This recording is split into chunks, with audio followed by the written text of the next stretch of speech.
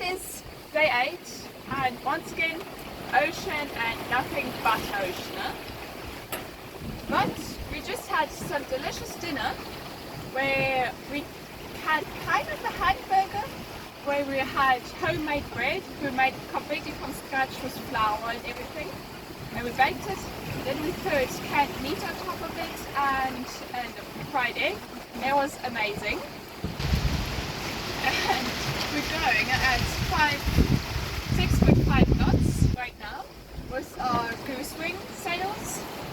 And our wind generator is also doing quite well because there's quite a lot of wind luckily. It is not before.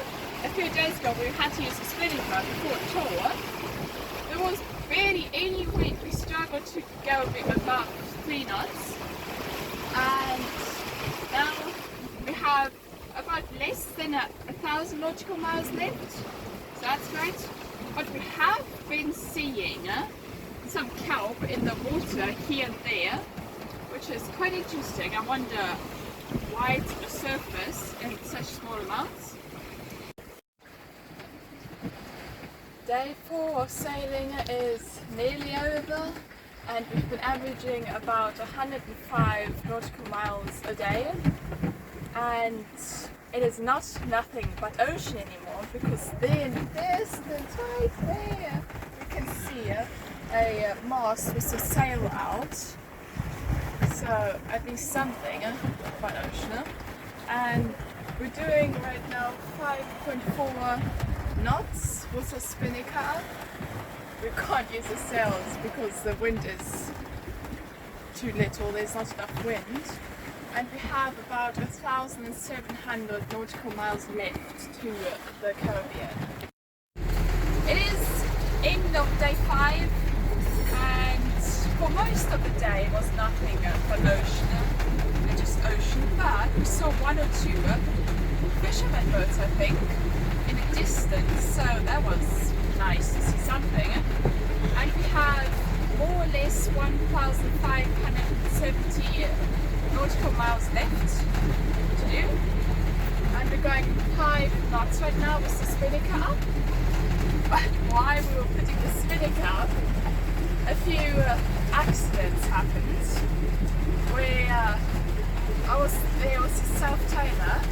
I had to make loose a bit of the line, and then I didn't put around it again fast enough, so the line ripped out my hand and took quite a bit of skin off of my finger. It's not good. So yeah, now it looks better, but before, like when it happened, it was so bad. It felt so horrible. And my father also got knocked by the spinnaker ball by his eye, below his eye. Luckily it wasn't his eye itself.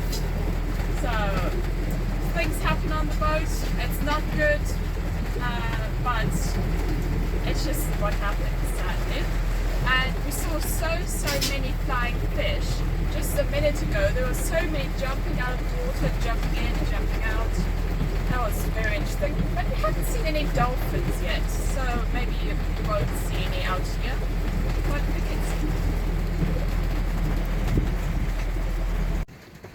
It is the end of day 6 and there's ocean and nothing but ocean. And right now we're doing 3.4 knots, which is very little, 3.3, 3.4. And we can't use the spinnaker even though it's very low winds because last night it ripped. So we're going to try to fix it tomorrow. So we had to put up the goose wing, which is the sails here in a goose wing formation, where one sail is put to the other one side and other sail is put to the other side. Okay. If we don't have the spinnaker, we have to do with what we have, even though we go much slower with it. And the night time, more or less, like from 18 o'clock onwards or so, the wind also dies down quite a bit sadly. And we have 1,460 nautical miles left until our next stop, which will take a long time. We estimate about 2 weeks, I think. And yeah, my finger is healing. It's not great, but it's healing. It's going to be. It is the very beginning of day 7, and there is nothing but ocean because there's a huge ship that we just saw passing us over there. And today is going to be interesting. It's very cloudy right now. It is maybe day 8, I lost track, and right in front of us is not ocean and just ocean. There's a big ship, if you can see it, underneath us sail, dead ahead of us. Right there. So this is the information of the vessel that you can get, Chanel. Yeah. So that's the vessel Sea Hope. You can see everything you need to know about the vessel. And the alarm that we were given is just a warning because it was not on a collision course with us. Oh, there are just carpets of this seaweed kelp, and it just goes on and on, and long lines, just on and on and on. I've got a piece here for you if you want to get it. Yeah. It's just amazing. The whole ocean is just filled with this stuff. Crazy. And we had a fishing line, and we caught some of it. We didn't catch any fish, but we caught this.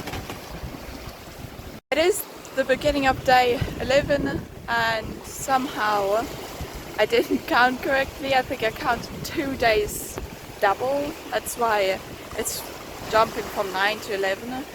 Can happen if every day looks and feels the same.